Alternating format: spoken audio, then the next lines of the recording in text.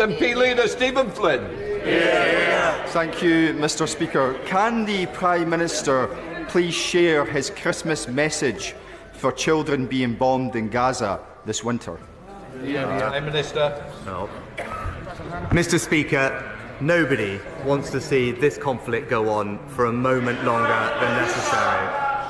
We urgently need more humanitarian pauses to get all the hostages out and to get life-saving aid into Gaza to alleviate the suffering of the Palestinian people. And we have been consistent that we support what is a sustainable ceasefire, which means Hamas must stop launching rockets into Israel and release all the hostages. Stephen Flynn. Mr. Speaker, if the current actions of the Israeli government continue, then it is estimated that almost 1,400 more children will die between now and Christmas Day. Now, in the United Nations last night, our friends and allies in France, in Ireland, in Canada, in Spain and in Australia, they joined with 148 other nations to vote with courage, care and compassion for a ceasefire. The UK, they shamefully abstained. How can the Prime Minister possibly explain why 153 nations are wrong, yet Westminster is right? Mr. Speaker, as I've said consistently, we're deeply concerned about the devastating impact of the fighting in Gaza on the civilian population. Too many people have lost their lives already, and this is something that we've stressed, and I've stressed personally to Prime Minister Netanyahu just last week.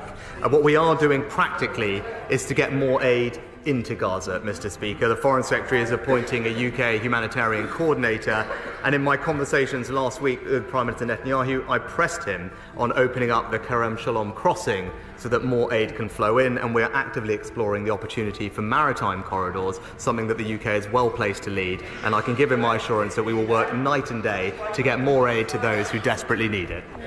Given the appalling reports of sexual violence committed by Hamas on the 7th of October and the risk that hostages could have this treatment inflicted on them as well, will he raise this issue in international fora so the international community demands strongly humanitarian access to hostages in Gaza?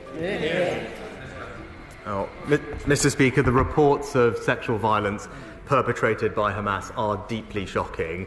We've raised our concerns with the United Nations a fortnight or so ago, and we are engaging with the Israeli government to consider what further support we can take. And more broadly, we continue to do everything that we can to ensure that all hostages can return safely to their families, including those British hostages and those with links to the UK. And she can rest assured that I and the Foreign Secretary are working tirelessly to bring about their safe return.